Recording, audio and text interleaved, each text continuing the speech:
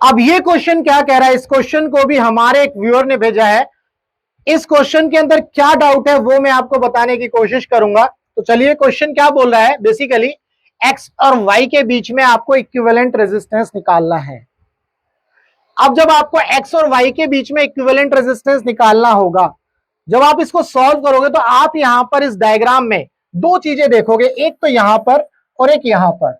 यहां पर कुछ ऐसा देखोगे जो आपने हो सकता है पहले कभी ना देखा हो। यहां पर क्या किया है, एक रेजिस्टेंस को एक वायर से इस तरह से कनेक्ट कर दिया है।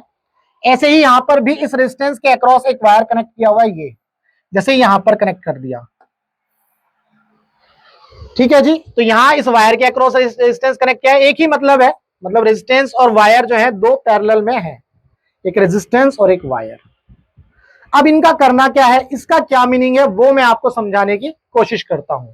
देखो, रेजिस्टेंस का काम क्या होता है ये आपको पता है। रेजिस्टेंस का काम है करंट के फ्लो को रेजिस्ट करना, यही आप पढ़ते हो। रेजिस्टेंस का काम है करंट जो फ्लो हो रही है उसको रेजिस्ट करना। ठीक है, अगर रेजिस्टेंस नहीं होगा तो करंट जो है इजीली क्या हो जाएगा, फ्लो कर जाएगा। इसको बिल्कुल ऐसे समझने की कोशिश करो, इसको बिल्कुल ऐसे समझने की कोशिश करो। मान लो ये पहाड़ है, ठीक है जी। अगर मान लो पानी यहां से, अगर मैं पानी को यहां से बहा रहा हूं, ध्यान से समझना, लेट से पानी यहां से जा रहा है ना, तो पानी यहां से जाएगा तो क्या होगा, मतलब और भी पहाड़ है यहां पर, दूसरी साइड में भी है इस तरह से। तो आप ये देखोगे ये पहाड़ जो है पानी को रुकावट पैदा करता है। तो पानी कहां से निकल जाता है, पानी जहां पर पहाड़ नहीं होता इजी एक्सेस ढूंढ करके निकल जाता है। तो पानी जो है यहां ना होकर के ऐसे निकल जाएगा, ऐसे ही जैसे इस वाली साइड से निकल जाएगा, कुछ इस तरह से। अब यहां से तो नहीं जाएगा, यहां से निकल जाएगा। ठीक है, अब आप ये मत सोचना पानी ऊपर चढ़ कैसे रहा है, वो एक अलग चीज है, वो मैं नहीं बता रहा हूं। बट मैं आपको ये समझा रहा हूं कि जहां पर पहाड़ बीच में आया, पानी उस पहाड़ को चीरता हुआ तो नहीं निकल रहा है, पानी ने क्या किया, साइड से निकल गया। क्योंकि ये पहाड़ एक तरह से रेजिस्टेंस क्रिएट कर रहा था पानी के फ्लो में, जो पानी का बहाव है उसमें ये रेजिस्टेंस क्रिएट कर रहा था, तो पानी जो है यहां से पार हो जाता है। समझ गए? बिल्कुल ऐसे ही ये रेजिस्टेंस यहां पर जब करंट के फ्लो में उसको अवरोध पैदा करेगा, उसमें रेजिस्ट करेगा, उस फ्लो को रोकेगा, अपोज करेगा, तो करंट जो है यहां से ऐसे निकल करके चला जाएगा। ठीक है जी, ऐसे ही इस केस में होगा। अब करंट जो है यहां से रेजिस्टेंस में ना जाकर के, यहां से नहीं जाएगा, सीधे वायर से चला जाएगा, क्योंकि इस वायर में तो कोई रेजिस्टेंस नहीं है, यहां पर इस वायर में कोई रेजिस्टेंस नहीं है, इसीलिए करंट जो इस वायर से ऐसे ऐसे ऐसे होता हुआ जो है सीधा निकल जाएगा, ऐसे यहां पर निकल जाएगा। इसका मतलब ये हुआ, ये रेजिस्टेंस क्या हो गया, शॉर्ट हो गया। इसका मतलब क्या हुआ, ये रेजिस्टेंस शॉर्ट हो गया।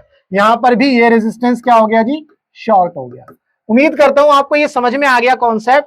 जैसे पानी बहता है, जब पानी बहता है तो पहाड़ों को चीरता हुआ तो नहीं बहता है, पहाड़ों से अपना जगह जो है चेंज कर लेता है, रास्ता बना लेता है ना। ज्योग्राफी में पढ़ा होगा मीएंडर्स करके। तो वो रास्ता जब बना लेता है, पहाड़ों के अंदर से तो नहीं निकल पाता, साइड से निकल जाएगा। बिल्कुल ऐसे ही ये साइड से निकलने वाला रास्ता है करंट का, और रेजिस्टेंस जो है वो पहाड़ है, ऐसे समझ लो।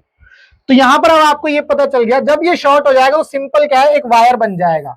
सिंपल यहां पर एक वायर बना देंगे हम, और कुछ नहीं करना। जैसे ही सिंपल एक वायर बनेगा, यहां भी एक वायर बनेगा, ये जो सर्किट है थोड़ा सा सिंप्लीफाई हो जाएगा। ठीक है, अब आगे और सिंप्लीफाई करेंगे तो कैसे करेंगे वो भी देख लो। अब यहां पर ये वाला जो डायग्राम है, अब इस डायग्राम में देखो 30 30 30, ये तीनों किसमें है, पैरेलल में। ये तीनों पैरेलल में, तो पैरेलल का फॉर्मूला क्या होता है रेजिस्टेंस के केस में, 1/RP parallel is equal to 1/R1 plus 1/R2 plus 1/R3।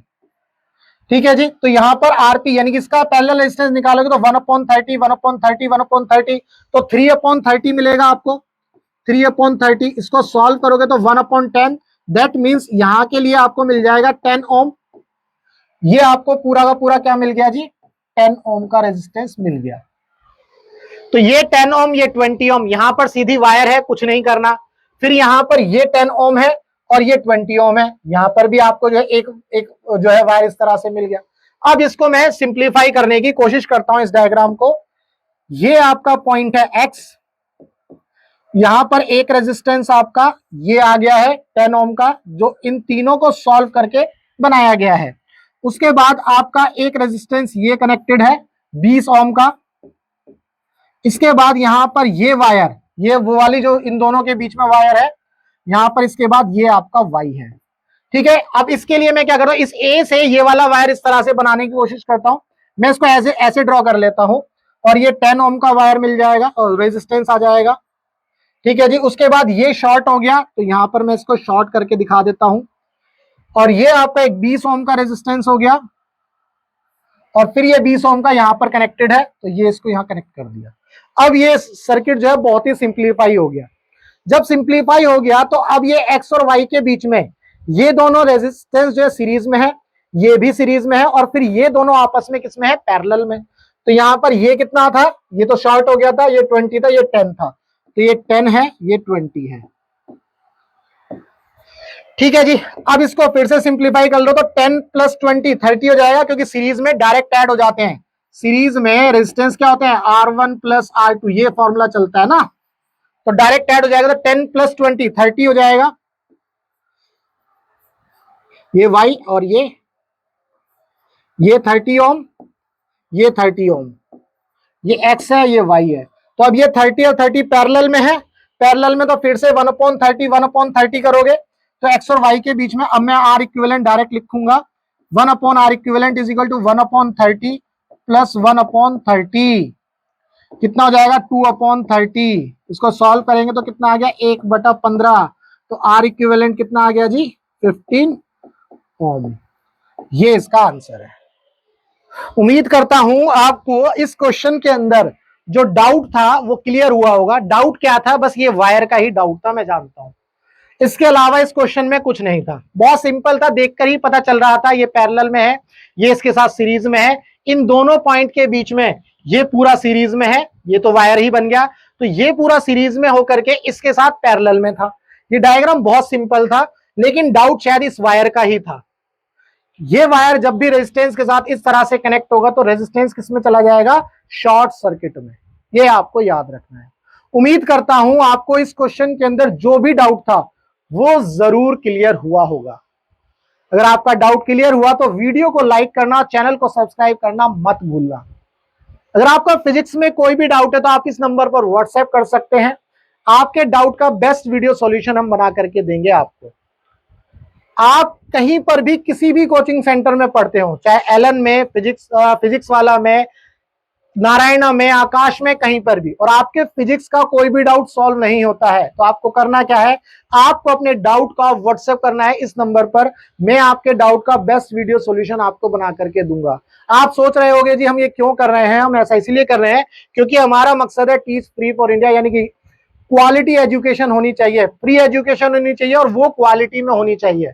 ऐसा नहीं है हम 200 रुपए, 1500 रुपए, 1000 रुपए का कोर्स बेच करके भी बच्चों के अगर डाउट सॉल्व नहीं कर पा रहे हैं तो कोई फायदा नहीं है। इसीलिए हमारा मकसद सिंपल है, free quality education. Free quality education free है और विद क्वालिटी है, ये आप देख सकते हैं। आप चैनल पर जाएंगे, आपको कमेंट से पता चल जाएगा कि भाई बच्चे जो है अपने डाउट्स, काफी बच्चे अपने डाउट्स पूछते हैं और उनके डाउट्स को मैं सॉल्व करता रहता हूं। ठीक है, तो चलिए, वीडियो अगर अच्छी लगी तो वीडियो को लाइक करना, चैनल को सब्सक्राइब करना मत भूलना। मिलेंगे हम अपने नेक्स्ट डाउट में।